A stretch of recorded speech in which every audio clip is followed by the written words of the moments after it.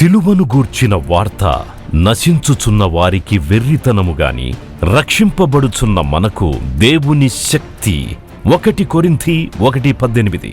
United peoples fellowship UPF నిర్వహించు సిలువ ధ్యానములు. 40 రోజులు ఉపవాస ప్రార్థనలు. 2026 ఫిబ్రవరి 23వ తారీఖు నుండి ఏప్రిల్ 3వ తారీఖు వరకు ఉదయం 4 గంటల నుండి ఉదయం 7 గంటల వరకు Mennonite brother and Bethel church, mission compound, Golconda cross roads, Musheerabad, Hyderabad. ఆహ్వానించువారు ప్రభువు దాసురాలు Joy Cherian garu, senior pastor, UPF Hyderabad. YouTube, Instagram, Facebook మరియు జూమ్ ద్వారా ప్రత్యక్ష ప్రసారం. Zoom meeting ID 9550504718, passcode 7777. వివరములకు 9550504718, 9030757571. అందరికీ ఆహ్వానము. సిలువ కార్యములలో మొట్టమొదటి ఇంప్యూటేషన్, అపవాదము, ఆరోపణలు సిలువలో కొట్టివేయబడింది. రెండవది ప్రొపిషియేషన్, పాప ప్రాయశ్చిత్తం. మూడవది అటోన్మెంట్, పాప పరిహారము. నాలుగవది జస్టిఫికేషన్. నేను చేసిన ప్రసంగాల టైటిల్స్ చెప్తున్నాను. జస్టిఫికేషన్, సమర్థన లేక న్యాయీకరణ. ఐదవది శాంక్టిఫికేషన్, పరిశుద్ధపరచబడుట. ఆరవది గ్లోరిఫికేషన్, మహిమపరచబడుట. ఏడవది రికన్సిలేషన్, సమాధానపరచబడుట. మరి 8 డెలివరెన్స్, విడుదల. 9 రీజనరేషన్, మరి నూతన సృష్టిగా మార్చబడుట. ప్రత్యామ్నాయం, మారుగా లేక బదులుగా యేసుక్రీస్తు మనకు బదులుగా చేసిన కార్యం సిలువలో. ఇవన్నీ ధ్యానించినాం. ఈరోజు divine exchange on the cross. సిలువ కార్యాల్లో ఇది చాలా ప్రాముఖ్యమైంది. అంటే సిలువలో మనకు కలిగిన మార్పిడి, అంటే ఎక్స్చేంజ్ ఆన్ ద క్రాస్, అది ఈరోజు మనం ధ్యానించబోతున్నాం. ఇది డివైన్ ఎక్స్చేంజ్ అంటే దైవిక మార్పిడి. అయితే దీనికి సంబంధించిన ఒక పాట ఉంది. ఆ పాట పాడిన తర్వాత నేను వాక్యంలోకి వెళ్తాను. అంటే ఈ పాటలో మనం ఏమేమి పోగొట్టుకున్నాం, ఏమేమి పొందుకున్నాం. సిలువ కార్యం ద్వారా మన దాస్యము పోయింది, మనము స్వతంత్రులమైనాం. పాపం అనే కాడి, సాతానుడు ఎప్పుడు కూడా మనల్ని పాపానికి ప్రేరేపించి పాపము మన మీద ప్రభుత్వం చేసే రీతిగా వాడు మనల్ని వెంటాడుతూ ఉంటాడు. కానీ సిలువ ద్వారా మనకు పాపము నుండి మరి విడిపింపబడి మనం స్వతంత్రులమైనాం. We became free. పాపపు బంధకాల నుండి, పాపపు కట్ల నుండి, పాపపు ఇచ్చల నుండి మనకు విడుదల కలిగింది. రెండవది చూసినప్పుడు చీకటి తొలగి గొప్ప వెలుగు మన జీవితాల్లో వచ్చింది. మూడవది ఈ పాటలో ఉన్న వచనాలు చదువుతున్నాను. పాపక్షమాపణ యేసు రక్తం ద్వారా కలిగింది. మరి మనకు ఆనందం కలిగింది. పాపము చేసిన వారికి ఎప్పుడు దుఃఖమే ఉంటుంది, ఎప్పుడు వారికి బాధ ఉంటుంది. పాపం చేసి సంతోషంగా ఉండేవాడు ఎవడున్నాడు ఈ లోకంలో? మన మనస్సాక్షి దెబ్బతింటుంది, దోషారోపణ చేస్తుంది, వానికి నెమ్మది ఉండదు. నరుని ఆత్మ యెహోవా పెట్టిన దీపం, అది ఎప్పుడు కూడా మాట్లాడుతుంది. ఆ మనస్సాక్షి విరుద్ధంగా చేసి వాళ్ళు పతనమైపోవడమే మనం చూస్తాం. కాబట్టి పాపక్షమాపణ మనకు సిలువలో కలిగింది, మనకు ఆనందం కలిగింది. పైగా పాపం పోయి మనకు పరమానందం ప్రభువులో కలిగింది. అలాగే యేసు రక్తము మనల్ని ప్రతి విధమైన పాపం నుండి, దుర్నీతి నుండి విడిపించింది. మనం శాపగ్రస్తులము, ఎందుకంటే ఆదామవ్వల పాపం మన మీద ఉంది.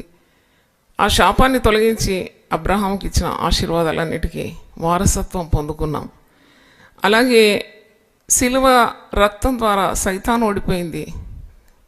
సైతాను ఓడి దేవుని బిడ్డల గొప్ప విజయం కలిగింది. మన శారీరకమైన రుగ్మతలు కూడా యేసు రక్తం చేత మనం విడుదల పొందుతున్నాం. యెషయా 53:5లో ప్రతి వ్యాధి కూడా, ప్రతి రోగం కొరకు యేసు విలువ కట్టినాడు. అందుకే ఆయన పొందిన దెబ్బల చేత మనకు ఏం కలుగుతుంది? స్వస్థత కలుగుతుంది. ఇది దేవునికి కాని పని అని ఎప్పుడు అనుకోకూడదు. Every disease, every sickness Jesus can heal. Yesu శక్తిని మించిన ఏ రోగం లేదు. అందుకే ఆయన ఒక మూల్యం చెల్లించినాడని నమ్మాలి. నీకు బీపీ కానీ, షుగర్ కానీ, థైరాయిడ్ కానీ, అంటురోగం కానీ, మహమ్మారి రోగం కానీ, ఇవన్నీ కూడా నీ విశ్వాసం చేత నీవు విడుదల పొందుతున్నావు. దేవునికి స్తోత్రం. దైవిక మార్పిడి, divine exchange on the cross. కల్వరిలో దైవిక మార్పిడి, divine exchange on the cross. మరి మనకు తెలుసు, అనేక ప్రసంగాలు విన్నాము, Jesus was punished that we might be forgiven. అంటే యేసుక్రీస్తు ఎందుకు పటుబాధలు పడినాడు సిలువలో, ఎందుకు అలాగ ఆకాశాన్ని భూమికి మధ్యలో వేలాడుతూ, మరి తుంటరులంతా ఆయనను పట్టి కట్టి కొట్టి హింసించి నిందించి ఉమ్మి హొరడాలతో వీపు దున్ని తల మీద ముండ్ల మక్కటం అమర్చి చేతులకు బలమైన మేకులు దిగగొట్టి కాళ్లకు బలమైన మేకుతో సిలువకు కొట్టి మరి ఉండ్ల మొక్కటం అమర్చి అలాగూ వేలాడ చేసినారు. ఎందుకు అన్నప్పుడు మనం అనేక ప్రసంగాలు మనం వింటున్నాం. మనకు పాప క్షమాపణ కలగడానికి యేసు ప్రభు తన ప్రాణం అర్పించినాడు. ఆయనే అపరాధ పరిహారార్థ బలిగా సర్వలోక పాప నిమిత్తం ఆయన తను తాను అర్పించుకున్నాడని, ఒక అర్పణగా అర్పించుకున్నాడని. ఎందుకు అన్నప్పుడు మొట్టమొదటిది మనకు పాప క్షమాపణ కలగాలంటే యేసుక్రీస్తు సిలువలో మన కొరకు బలి కావాలి. ఎందుకంటే రక్త ప్రోక్షణ లేకుండా పాప క్షమాపణ లేదు. First benefit out of this divine exchange, ఈ దైవిక మార్పిడిలో మన పాపాలన్నీ కూడా ఆయన తన మీద వేసుకున్నాడు. తన నీతిని, తన పరిశుద్ధతను, తన విమోచనను, తన జ్ఞానాన్ని మనకు అనుగ్రహించినాడు.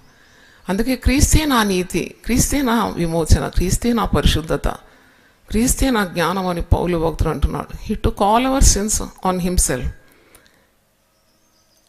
తను తాను పాపమైపోయినాడు, మనకు పవిత్రతను, పరిశుద్ధతను, నీతిని అనుగ్రహించినాడు.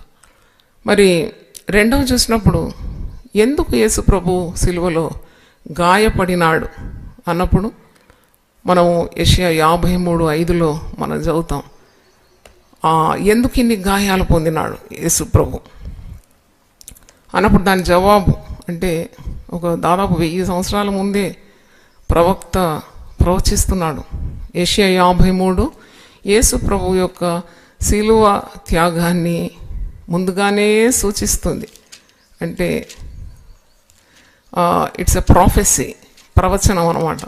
యెషయా 53:5 మరొకసారి మనం చూద్దాం. యేసు క్రీస్తు అనుభవించిన శ్రమలన్నీ కూడా ఇక్కడ రాసి ఉంది. మన అతిక్రమ క్రియలను బట్టి అతడు గాయపరచబడెను, మన దోషములను బట్టి నలుగగొట్టబడెను, మన సమాధానార్థమైన శిక్ష అతని మీద పడెను, అతడు పొందిన దెబ్బల చేత మనకు స్వస్థత కలుగుతున్నది. మీకు ఏదైనా జబ్బుంటే మీరు ఈ మాట రాయండి. అతడు అంటే యేసు ప్రభు పొందిన దెబ్బల చేత స్వస్థత నాకు కలుగుతుందని విశ్వసించి రాయండి. అంటే పలకడం ఒకటి, లేక వినడం మరొకటి, మనము ధ్యానించడం మరొకటి అయితే, అంటే నా అనుభవంలో నేను చెప్పగలను, దేవుని వాక్యాన్ని రాయడం మరి గొప్ప ధన్యత. అంటే నీ నరనరాల్లో, కణకణాల్లో అది ఇమిడిపోతుంది అన్నమాట ఇఫ్ యు రైట్. మరి సైన్స్ ఏమంటుందంటే, చాలా గొప్ప శాస్త్రజ్ఞులే అంటున్నారు, మీరు ఇలాగూ పెన్ ఇలా పట్టగానే సమ్ మిరకల్ ఈజ్ హ్యాపెనింగ్. మీరు మీ ఏకాగ్రత అంతా పేపర్ మీద పెడుతున్నారు, మీ ధ్యాస అంతా పెడుతున్నారు. అలాంటి ధ్యానయుక్తమైన రాత మీకు చాలా గొప్ప అద్భుతాలు చేస్తుందని.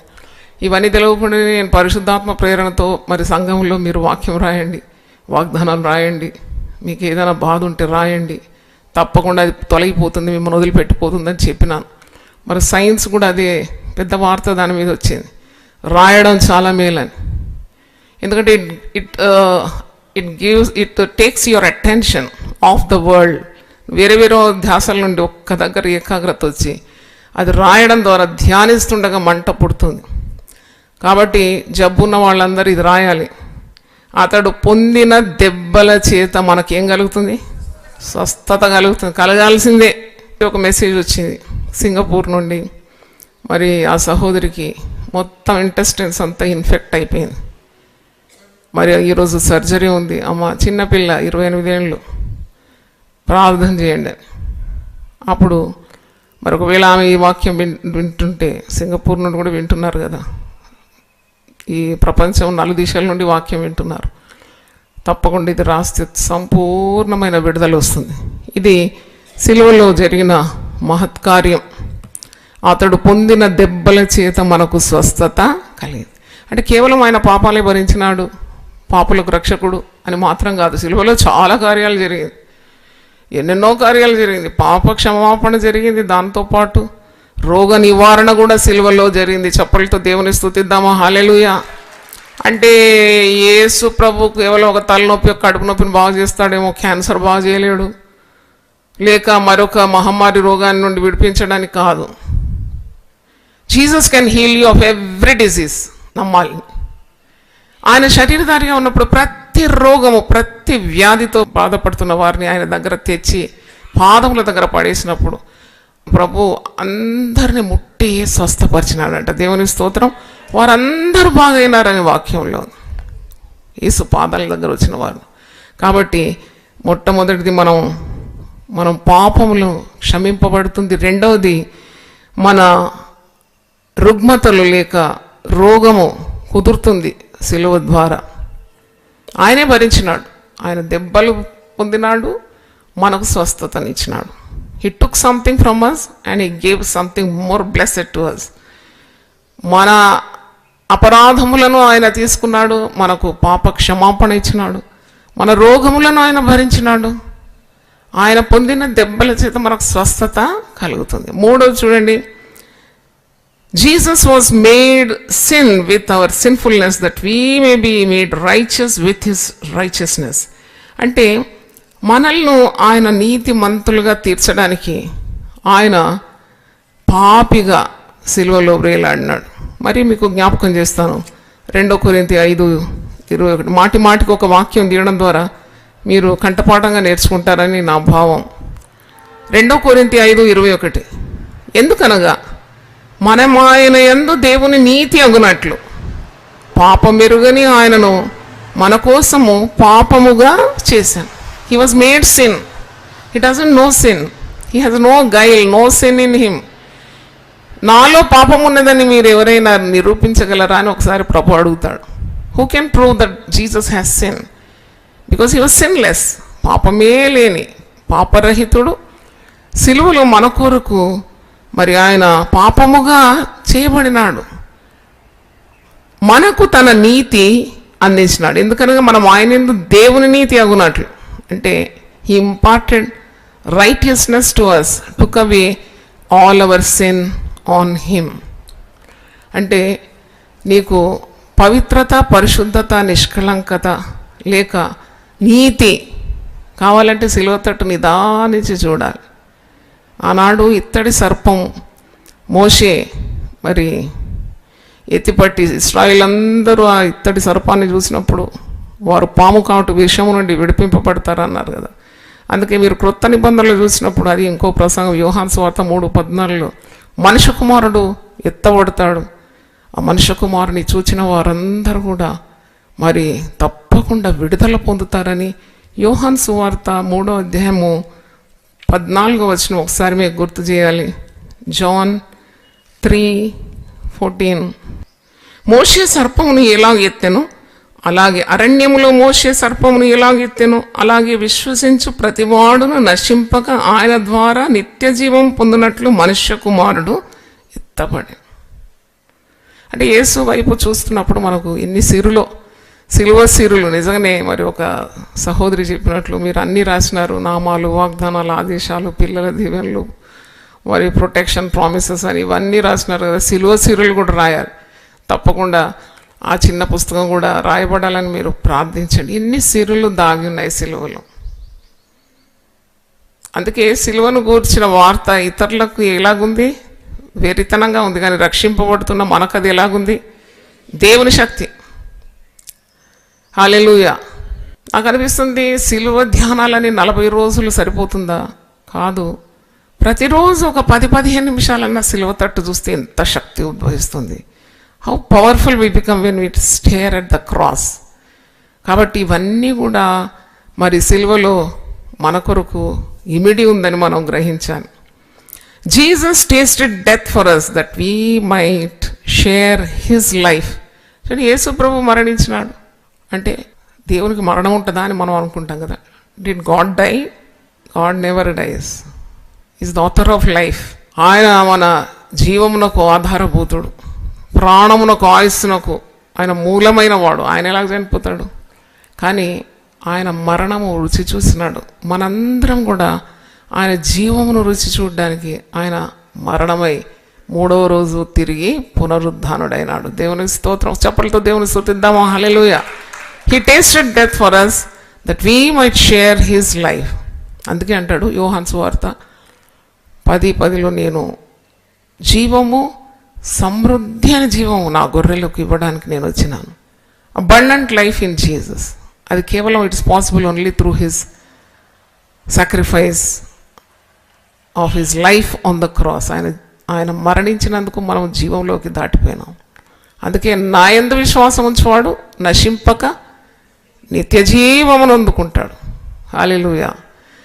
5వది చూసినప్పుడు, Jesus was made A curse that we might receive the blessing. అసలు సిలువ ఎవరెక్కుతారు? ఆ రోమా ప్రభుత్వం వాళ్ళు సిలువ ఒక శాపగ్రస్తంగా చేస్తారు. Cross is considers as curse. బందిపోటు దొంగలు, దుర్మార్గులు, హత్యాకారులు అంటే చాలా దుర్మార్గులనే సిలువను ఎక్కిస్తారు. అదొక శాపగ్రస్తమైంది సిలువ. కానీ యేసు ప్రభు దాని మీద వ్రేలాడి తన ప్రాణం అర్పించినందు ఇప్పుడు అందరూ గొంతు మీద కూడా వేసుకుంటున్నారు, మెడ మీద కూడా వేసుకొని తిరుగుతున్నారు కదా. It became so valuable because Jesus died on the cross. అయితే ఈ శాపగ్రస్తమైన ఈ సిలువను యేసు ప్రభు ఒక శాపగ్రాహిగా సిలువలో వ్రేలాడినాడు. ఎందుకు అంటే డివైన్ ఎక్స్చేంజ్. ఈ దైవిక మార్పిడి ఏంటంటే మన శాపాలన్నీ కూడా ఆయన సిలువలో భరించి మనకు అబ్రహాముకు దేవుడిచ్చిన ఆశీర్వాదాలన్నిటికీ మనల్ని ఏం చేసినాడు? వారసులా చేసి. చప్పట్లు కొట్టి దేవుని స్తుతిద్దామా? హల్లెలూయా. ఇది మన కోసం ఆయన శాపముగా మారినాడని వాక్యంలో ఉంది. ఆయన శాపగ్రాహి ఆయన. గలతీలకు రాసిన పత్రిక 3వ అధ్యాయం 14వ వచనంలో కూడా అదే మాట మనం చూస్తాము. అబ్రహాముకు దేవుడు ఇచ్చిన ఆశీర్వాదాలన్నిటిని కూడా శాపగ్రస్తులమైన మనకు దేవుడు సిలువ ద్వారా ఆయన శాపగ్రాహిగా మారి మనకు అట్టి ఆశీర్వాదాలను అనుగ్రహించినాడని గలతీ 3:14లో ఉంది. ఆత్మను గురించిన వాగ్దానము విశ్వాసం వలన మనకు లభించినట్లు అబ్రహాము పొందిన ఆశీర్వచనము క్రీస్తు యేసు ద్వారా అన్యజనుల్లో కలుగుటకై క్రీస్తు మన కోసము శాపమై మనల్ని ధర్మశాస్త్రం యొక్క శాపము నుండి విమోచించాను. ఇందును గురించి మ్రాను మీద వేలాడిన ప్రతివాడు శాపగ్రస్తుడని వ్రాయబడి ఉన్నది. మ్రాను మీద వేలాడిన ప్రతివాడు కూడా శాపగ్రస్తుడు. మరి యేసు ప్రభు రాను మీద వ్రేలాడి మన శాపములన్నిటినీ భరించి మనకు మరి దేవుడు అబ్రహాముకు అనుగ్రహించిన ఆశీర్వాదాలన్నిటికి కూడా మనల్ని వారసులుగా చేసినాడు. దేవుని స్తోత్రం. అంటే శాపమును తొలగించి దీవెనను మనకు అనుగ్రహించినాడని మనం గ్రహించాలి. దేవునికి స్తోత్రం కలుగును గాక. అంటే కొందరు శాపాలకు భయపడతారు కదా, నోరు తెరిచి మమ్మల్ని శపిస్తే మాకు శాపం వస్తుందని. కానీ కారణం లేని శాపం ఏది తగలదు దేవుని బిడ్డలకు.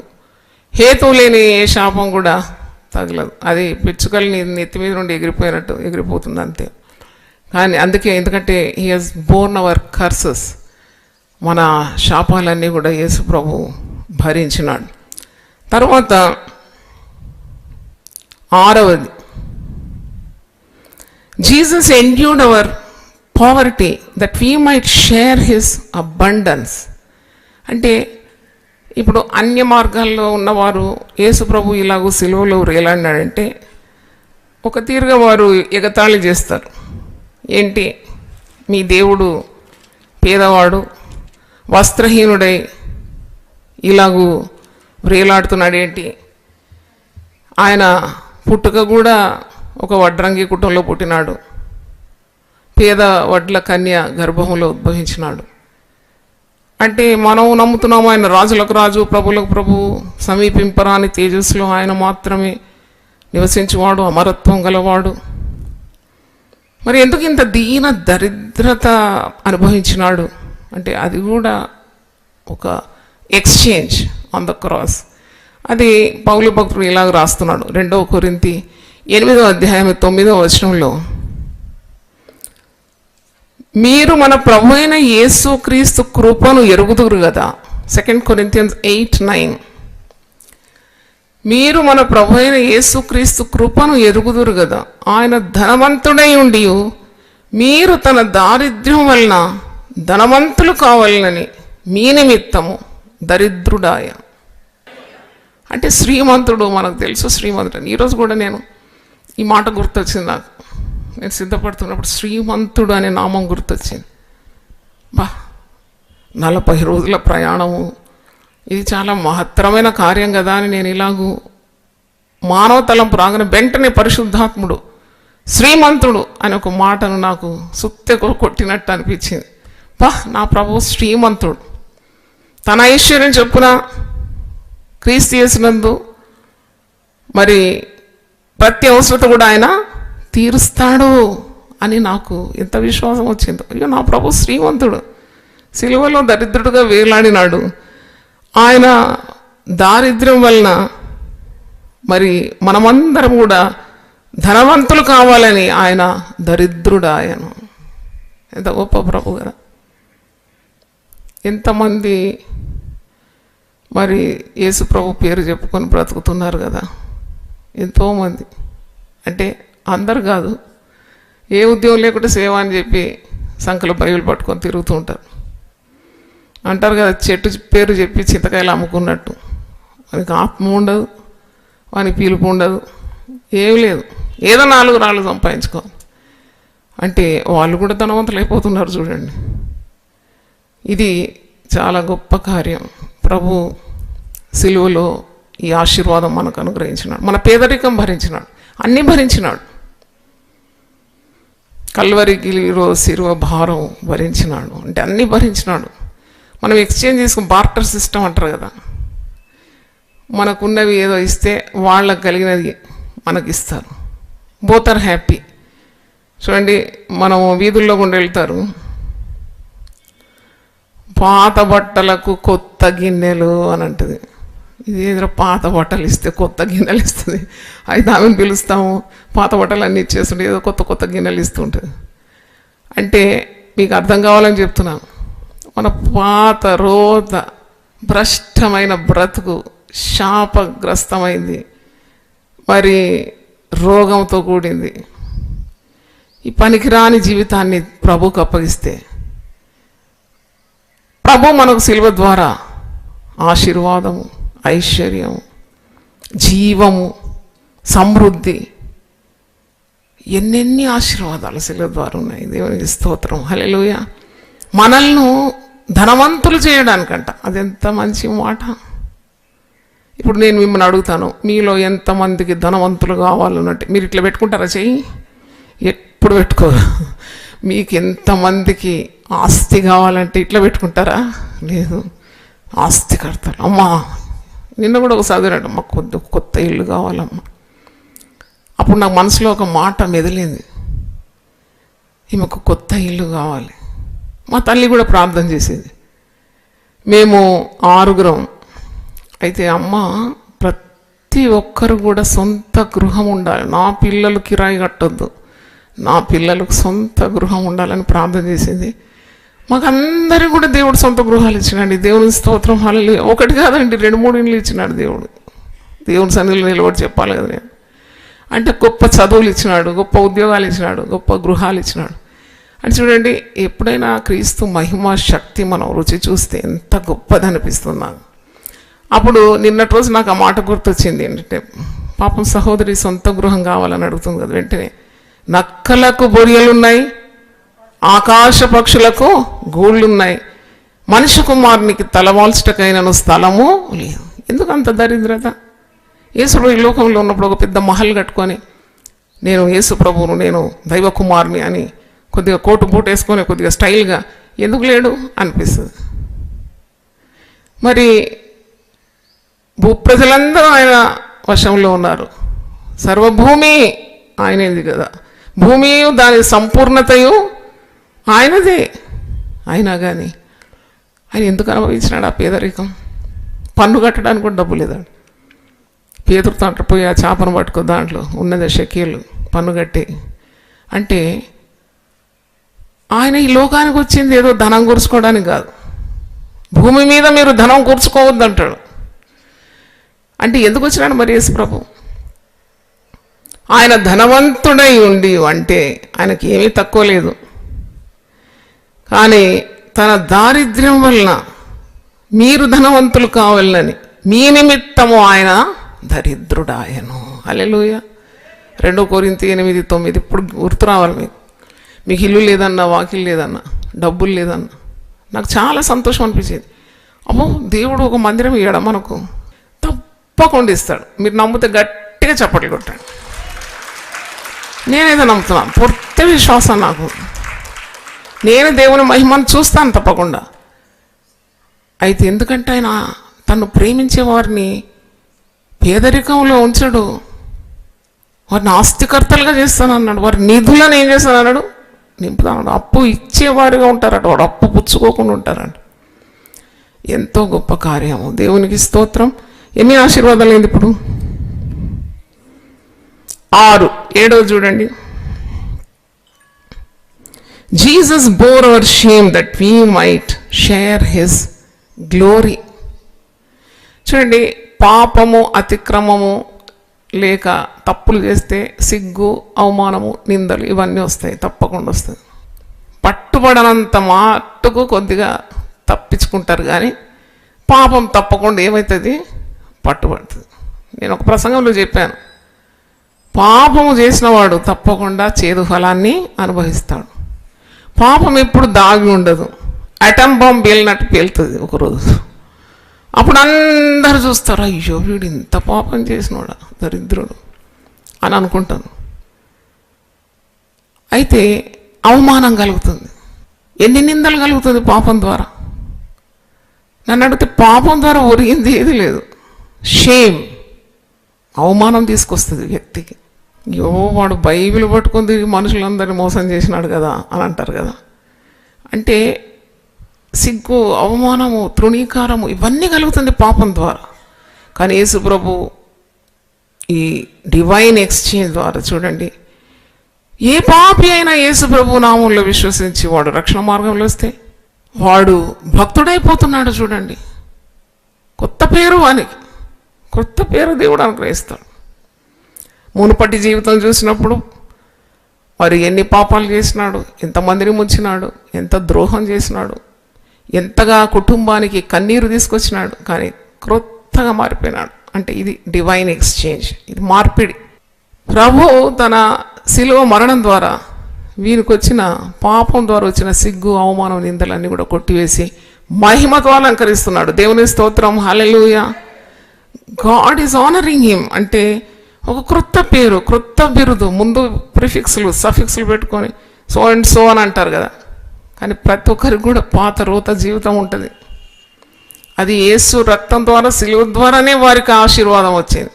God has turned their shame into glory. చప్పట్లు కొట్టి దేవుని స్తుతిద్దాం. హల్లెలూయా. 7 కార్యాలు ధ్యానించినాము. 8వది,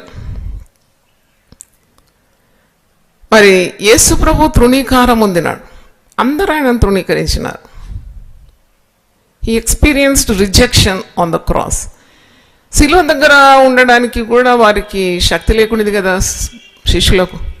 3.5 సంవత్సరాలు ఆయనతో కలిసి తిరిగి మంచిగా దొరికిందంతా అనుభవించినారు.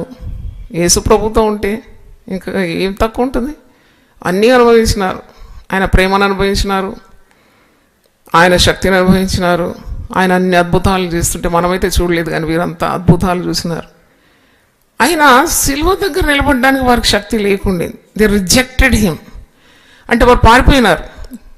అక్కడ సిలువ దగ్గర ఎవరున్నారు అన్నప్పుడు కేవలం కన్న తల్లి, ఆ యేసు రొమ్మున ఆనుకున్న శిష్యుడు, అతను కూడా పోయి తిరిగి వస్తాడు. అంటే కొంతమంది స్త్రీలు తప్ప అక్కడ ఎవరు లేరు, ఎందుకంటే వారికి కూడా భయం, ప్రాణభయం. యేసును అనుకరించిన వారికి కూడా అదే గతి పడుతుందనే భయం ఉంది.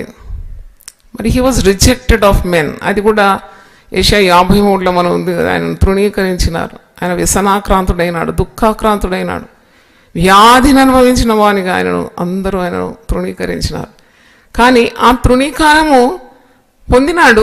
మనం యేసు నామమందు విశ్వసించి యేసు వలె జీవించినప్పుడు మనకు ఎంత ఘనత, మరి ఎంత acceptance instead of rejection. Jesus experience rejection and you get acceptance. ప్రభు పేరట వచ్చేవాడు స్తుతింపబడును గాక. ఎవరైనా ప్రభు పేరట వస్తే వెంటనే వారికి పరిచర్య చేయడానికి ఎంత సిద్ధంగా ఉంటాం. నీళ్ళు అందిస్తాం, ఆహారం పెడతాం. అరే ప్రభు పేరట వాడు సేవ చేస్తున్నాడు కాబట్టి మా ఇంటికి రా, బ్రేక్ఫాస్ట్ తిను, భోజనం చేయి అంటే ఇది నీకు ఈ ఘనత వచ్చింది, ఈ యాక్సెప్టెన్స్ అనేది వచ్చింది సమాజంలో కానీ ఎక్కడైనా అంటే నీకు బదులుగా నువ్వు చేసిన పాపాలకు బదులుగా యేసు ప్రభువే శిలువ మీద తృణీకారము పొందినాడు. దేవునికి స్తోత్రం, హల్లెలూయా. సేవా పిలుపు పొంది అడుగు పెట్టిన దినాలు నాకు ఇంకా గుర్తుంది. అసలు ఎవ్వరు లెక్క పెట్టలేను. బ్యాంకు ఉద్యోగం పెట్టుకొని ఈమెకి ఏమైంది? I did not get support from anyone. I was rejected, even from my own people in the family. What are you doing? అని అన్నారు. ఏం చేస్తున్నావు నువ్వు? అప్పుడు బ్యాంక్ ఉద్యోగం ఉన్నది కదా, కాలు మీద కాలు వేసుకొని 4 పని మనుషులు పెట్టుకొని హాయిగా మహారాణిలాగా బ్రతకొచ్చు. ఏంటి నీకు ఇది అంటే ఏంటిది?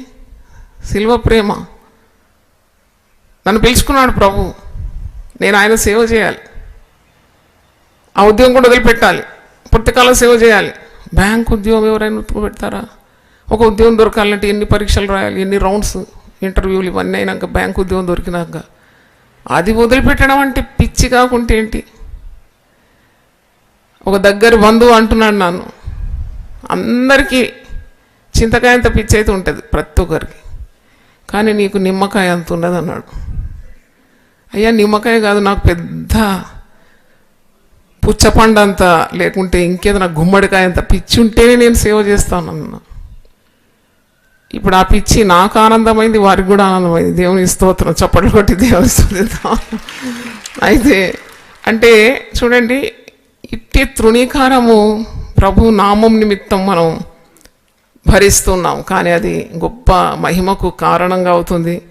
మరి ఇప్పుడు అటివారే చెప్తారు, మేము ఆమె బంధువులం,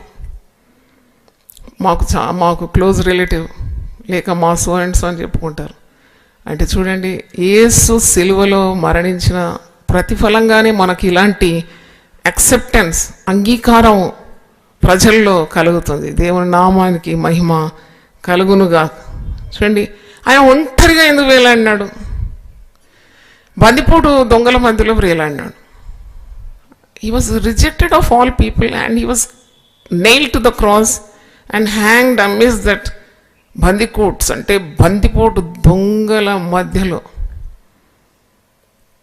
అంటే నేరస్తులు వాళ్ళు, హంతకులు వాళ్ళు. యేసు ఏ తప్పు చేయలేదు. చూడండి, మళ్ళా పవిత్రంగా పరిశుద్ధంగా ఉన్న ప్రభువును అలాగూ అక్రమం చేసే వారి మధ్యలో పెట్టి వ్రేలాడి చేసినారు. అంటే ఆ ఏకాంతత ఎంత అనుభవించినాడు ప్రభు. 4వ మాట, నా దేవా నా దేవా నీవు నన్నేలా చేయి విడిచితివి. అంటే హౌ మచ్ లోన్లీనెస్. అది కూడా డివైన్ ఎక్స్చేంజ్లో, అంటే దైవిక మార్పుల్లో ఆయన అలా ఏకాంతత అనుభవించి మనలందరినీ ఇలాగ సహవాసంలో, క్రీస్తు సహవాసంలో చేర్చుకున్నాడు. చప్పట్లు కొట్టి దేవుని స్తుతిద్దాం, హల్లెలూయా. చూడండి, సహవాస బలం ఎంత గొప్పది. అసలు యేసు ప్రభు సిలువలో మరణించకుంటే మనకు ఎక్కడ ఉంటుంది సహవాసం, ఫెలోషిప్ ఎక్కడ ఉంటుందండి? యేసు స్వరక్తం ఇచ్చి సంపాదించిన సంఘంలో మనం అందరం ఏమై ఉన్నాము? సభ్యులమై ఉన్నాము. అడుగుతాను, మీకు మెంబర్షిప్ ఉందా అంట. అంటే సభ్యులం అనమాట. We enjoy the fellowship of co believers. ఎన్ని బాధలు అనుభవించినా, ఒకవేళ వివాహం కాకుండా ఒంటరిగా అయిపోయి, మరి ఎవరు లేరు, అన్నదమ్ములు లేరు, అక్కచెల్లెలు లేరు, తల్లిదండ్రులు చనిపోయినారు అంటే అట్టివారికి కూడా సంఘంలో ఎంత ప్రాధాన్యత ఇచ్చి ఎంతమంది వారిని ప్రేమించగలుగుతారు? వాళ్ళకి ఆ ఒంటరితనం కూడా వారు మర్చిపోతారు సహవాసంలోకి రాదని. అంటే ఇలా దైవికమైన సహవాసం మనకు సిలువ ద్వారానే లభించింది. ఆయన ఏకాంతంగా వ్రేలాడినాడు మనల్ని, ఆయన శరీరం అనే సంఘములో సభ్యులుగా చేసినాడు. హల్లెలూయా, హల్లెలూయా, హల్లెలూయా. తర్వాత 10వ చూసినప్పుడు our old man was put to death in him that the new man might come to be living in us. చూడండి, పాత పురుషుడు, పాత ప్రాచీన స్వభావము యేసుక్రీస్తు సిలువలో చూపిన మహాప్రేమ ద్వారా, కార్చిన రక్తం ద్వారా, అర్పించిన ప్రాణ బలియాగం ద్వారా మన పాత రోత స్వభావము వదిలిపోయి మనం నూతన సృష్టిగా మారుతున్నాం. క్రొత్త జీవము మనలోకి వచ్చింది. యేసు జీవము మనలో ప్రవేశించింది. అందుకే ఏ దేవుని మూలముగా పుట్టినవాడు పాపం చేయలేడు, క్రీస్తు బీజము వానిలో ఉన్నదని యోహాను తన పత్రికలో అంటున్నాడు. అంటే we were made new, brand new. మీరు అలాగుండి ఒక్కసారి ఆలోచించండి. యేసు ప్రభును నమ్మకం ముందు మీ జీవితం, ప్రాచీన జీవితం, పరిశుద్ధుడైన ప్రభువును రక్షకునిగా స్వీకరించిన తర్వాత మీ జీవితం ఎలాగో, బిఫోర్ అండ్ ఆఫ్టర్. కొన్ని ట్రీట్మెంట్స్, హెయిర్ ట్రీట్మెంట్ అవన్నీ అడ్వర్టైజ్మెంట్ చూస్తే బిఫోర్ బోడిగుండు, ఆఫ్టర్ ఓ ఎంత thick hair on the scalp. అంటే కొన్ని బ్యూటీ సెంటర్స్ కూడా ఇట్నే, బిఫోర్ ముఖం ఎంత వికారం ఉంది, తర్వాత బ్యూటీ ట్రీట్మెంట్ అయినాక ఎంత అందంగా ఉంది, బొటోక్స్ అవన్నీ ఇంజెక్షన్స్ ఇచ్చి ముసలితం అంతా పోయి యంగ్ లుక్ వచ్చిందని ఇలాగంటారు కదా. అయితే అంతకంటే గొప్పది మన ఆత్మలో గొప్ప సౌందర్యము క్రీస్తు శిలువ మరణం ద్వారానే కలిగింది. దేవుని స్తోత్రం.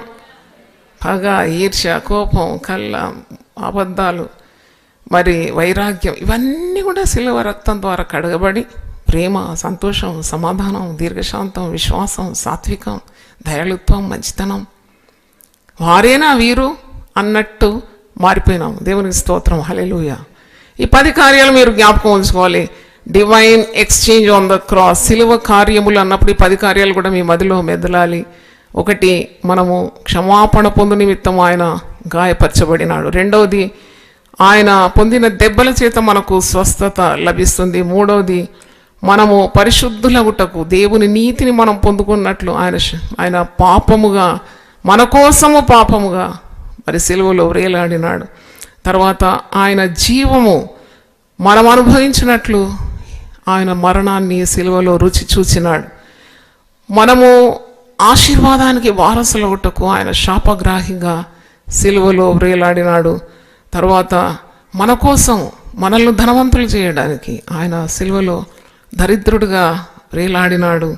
తర్వాత సిగ్గు, అవమానము ఆయన అందుకున్నాడు. మనకు ఘనతను, మహిమను, గొప్ప పేరును, ఖ్యాతిని సిలువ ద్వారానే మనం పొందుకుంటున్నాం. అందరి చేత తృణీకరింపబడినాడు. 8వది, కానీ మనము అందరి చేత మరి యాక్సెప్టెన్స్ అంటే అంగీకారం పొందుకున్నట్లు సిలువ మరణాన్ని ఆయన అనుభవించినాడు. అవును, యేసు పేరట నీకు తప్పకుండా అంగీకారమే ఉండేది. నువ్వు క్రైస్తవ బిడ్డగా కొన్నిసార్లు మనం నిందలు భరించాల్సి వస్తుంది. క్రీస్తు నామం నిమిత్తం హింసింపబడుతున్నాము, ప్రాణం పెడుతున్నాము, హతసాక్షులుగా మారుతున్నాము. అది కాదు నేననేది. నీవు పొందిన అవమానం ప్రతిగా నీవు ప్రభు యొక్క మరణం ద్వారా, అంటే ఆ తృణీకారం, rejection of people, then acceptance of people, ఇవన్నీ సిలువ ద్వారా నీకు లభించి, ఏకాంతత కూడా యేసు ప్రభు సిలువలో అనుభవించి నిన్ను ఒక సహవాసంలోకి చేర్చినాడు. సంఘములో సభ్యుని అయిపోయినావు. అంటే సంఘం అనగా యేసు క్రీస్తు తన స్వరక్తం ఇచ్చి సంపాదించినాడు. సంఘం ఇప్పుడు కూడా విలువగలదు. అందుకే పాతాళలోక ద్వారములు కూడా సంఘం ఎదుట నిలబడదంట. Gates of hell cannot prevail against the church. Church అంటే విశ్వాసుల గుంపు. చర్చ్ అంటే బిల్డింగ్ అనుకుంటాం మనం. ఇక్కడ ఎంతమంది ఉన్నారో అన్ని బిల్డింగ్స్ అన్నమాట. అన్ని ఒక్కొక్కరు కూడా దేవుని మందిరాలు. సంఘం అంత సమకూర్చబడితే విశ్వాసుల గుంపు సంఘం అనే పేరుతో ఉంది. ఈ సంఘాన్ని తన స్వరక్తం ఇచ్చి సంపాదించినాడని పౌలు భక్తుడు అపోస్తల కార్యం 20:28 అంటాడు. స్వరక్తం ఇచ్చి సంపాదించిన సంఘాన్ని కాయుటకు మిమ్మును ఆయన కాపర్లుగా నియమించినాడు, కాబట్టి శ్రద్ధ కలిగి మీరు వారిని పాలించాలి అని అంటున్నాడు. 10వ చూసినప్పుడు ప్రాచీన స్వభావము మనము సిలువలో అప్పగించినాము, మరి ప్రభు మనకు నూతన స్వభావం ఇచ్చినాడు. అందుకే పౌలు ఏమంటాడు 2 కొరింథీ 5:17 ఎవడైనను క్రీస్తునందున్న ఎడల వాడు నూతన సృష్టి, పాతవి గతించెను. దేవుని స్తోత్రం, హల్లెలూయా. అందరూ ఒకసారి నిలబడితే ప్రార్థన చేస్తాను. యేసుని కొరకై ఇలా జీవించెద బాసురముగా నేనను దినము, యేసుని కొరకై ఇలా జీవించెద బాసురముగని నను దినము, దోషములన్నీ బాపిను మోక్ష నివాసము నా ప్రభు చేర్చెనుగా, యేసుని కొరకై ఇలా జీవించెద భాసురముగని నన్ను దినము, నాశనకరమగు గుంటలో నుండి మోసకరం బగు ఊబి నుండి, నాశతి నిలపై కేత్తెను నన్ను పిశాచి పదంబును తొలగించెన్, యేసుని కొరకై ఇలా జీవించెద భాసురముగనే నన్ను దినము, పలు విధముల పాపంబును చేసితి వలదని త్రోసితి వాక్యమును, కరుణను బిలచెను కలుషము బాపెను సిలువయు నన్నాకర్షించెన్, యేసుని కొరకై ఇలా జీవించెద బాసురముగనే నన్ను దినము, అలయక సులయక సాగిపోదును విలయగు నా ప్రభు మార్గములన్, కలిగెను నెమ్మది కలువరి గిరిలో విలువగు రక్తము చిందించిన ప్రభు, యేసుని కొరకై ఇలా జీవించెద భాసురముగనే నను దినము, శోధన బాధలు శ్రమల కలిగిన ఆదుకొను నా ప్రభు అనిశం, వ్యాధులు లేములు మరణము వచ్చిన నాథుడి నా నిరీక్షణగున్, యేసుని కొరకై ఇలా జీవించెద భాసురముగనే నన్ను దినము, అర్పించెను తన ప్రాణము నాకై రక్షించెను నా ప్రియ ప్రభువు, అర్పింతును నా యావజ్జీవము రక్షకుడేసుని సేవింపన్, యేసుని కొరకై ఇలా జీవించెద భాసురముగనే నను దినము, దోషములన్నీయు పాపెను మోక్ష నివాసమున ప్రభు చేర్చునుగా, యేసుని కొరకై ఇలా జీవించెద భాసురముగని నన్ను దినము. ప్రార్థన చేసుకుందాం. ప్రభువా, ఎంత గొప్ప కార్యము మాకు సిలువలో నువ్వు నిర్వహించినావు. సిలువ కార్యములను 11 ప్రసంగం మేము ధ్యానించినాం. సిలువలో దైవికమైన మార్పిడి. మేము నీచులము, అయోగ్యులము, దరిద్రులము, తృణీకారం పొందిన వారం. ఏ ఘనత, ఏ యోగ్యత మాకు లేదు ప్రభువా. కేవలం నీ యందు విశ్వాసం ఉంచడం ద్వారా మా పాపమేమి, మా రోగమేమి, మా శాపమేంటి, మా అవకతవకలన్నీ కూడా నువ్వు భరించినావు సిలువలో.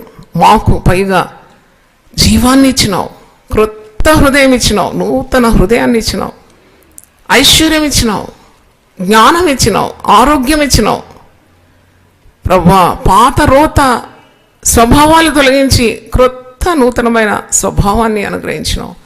ఎన్నెన్ని కార్యాలు మేము వివరించాలి ప్రభువా. నాయన, వివరించలేము నీ యొక్క గొప్ప ఐశ్వర్యము సిలువలో. నీ మహిమయుధేశ్వరము ఎంత గొప్పది అది వర్ణనకు మించినది కనుక నీకు వందనాలు చెల్లిస్తూ, ఇప్పుడైనా నీ తట్టు తిరగడానికి మీరు అనేకులతో మాట్లాడాలని పౌలు భక్తుడు చెప్పిన రీతిగా సిలువైందే నా అతిశయం, మరి ఏ అతిశయమైనా నాకు దూరం అవును గాక. సిలువే నా జ్ఞానము, మరి ఎట్టి జ్ఞానం కూడా నేను పొందుకోవడానికి ఆశించలేదు అంటున్నాడు. మరి నీవు సెలవిచ్చినావు లూకా సువార్త 9:23లో, ఎవడైనా నన్ను వెంబడింపగోరినేళ్ళ వాడు తను తాను ఉపేక్షించుకుని ప్రతి దినము తన సిలువనెత్తుకొని నన్ను వెంబడించాలను. ఇంత మహిమగల సిలువ త్యాగం కొరకు నీకు వందనాలు చెల్లిస్తున్నాను ప్రభా. దేవుని వాక్యం విన్న ప్రతి ఒక్కరిని మీరు ఆశీర్వదించండి. యూట్యూబ్లోని, జూమ్లోనేమి బిడ్డలందరినీ మీరు ఆశీర్వదించమని, ఇంకా ఇంకా మాతో మాట్లాడమని యేసు పరిశుద్ధ నామములో అడుగుతున్నాను తండ్రి, ఆమేన్. హల్లెలూయా. తండ్రి అయిన దేవుని ప్రేమ, యేసు క్రీస్తు కృప, పరిశుద్ధాత్మ సహవాసం మనందరితో సదాకాలం ఉండును గాక. Amen, amen. God bless you. ప్రతిదినం దేవునితో నేను. కుటుంబ వ్యవస్థలు, జీవన విలువలు అస్తవ్యస్తంగా మారుతున్న ఈ రోజుల్లో ప్రభువు దాసురాలు రెవరెండ్ డాక్టర్ జాయ్ చెరియన్ గారు దైవ దర్శనంతో ప్రభువు సన్నిధిలో కనిపెట్టి పొందిన 366 విభిన్న ధ్యానాంశములను ప్రతిదినం దేవునితో నేను అనే పుస్తక రూపంలో ప్రపంచానికి అందించారు. ఇది అనేకుల జీవితాలను ప్రభావితం చేసే ఒక విలక్షణమైన గ్రంథము. పరిశుద్ధాత్మ దేవుడు ఈ పుస్తకమును పఠించే ప్రతి ఒక్కరిని స్పృశించి శక్తితో నింపునుగాక. ఈ పుస్తకాలిప్పుడు అందరికీ అందుబాటులో ఉన్నాయి.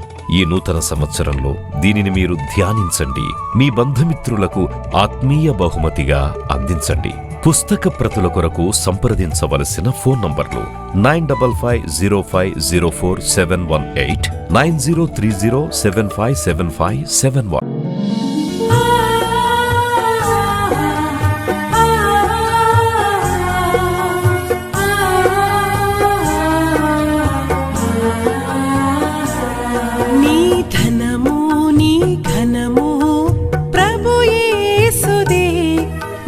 దశమా భాగమునీయ వెనుదీతువా. నీ ధనము నీ ఘనము ప్రభు యేసుదే, నీ దశమా భాగమునీయ వెనుదీతువా. ధరలోన ధనధాన్యములనీయగా కరుణించి కాపాడి రక్షింపగా. ధరలోన ధనధాన్యములనీయగా కరుణించి కాపాడి రక్షింపగా. పరలోకనాదుండు నీకీయగా మరి యేసు కొరకీయ వెనుదీతువా. పరలోకనాథుండు నీకీయగా మరి యేసు కొరకీయ వెనుదీతువా. నీ ధనము నీ ఘనము ప్రభు యేసుదే, నీ దశమా భాగమునీయ వెనుదీతువా. పాడి పంటలు ప్రభువు నీకీయగా కూడు గుట్టలు నీకు దయచేయగా.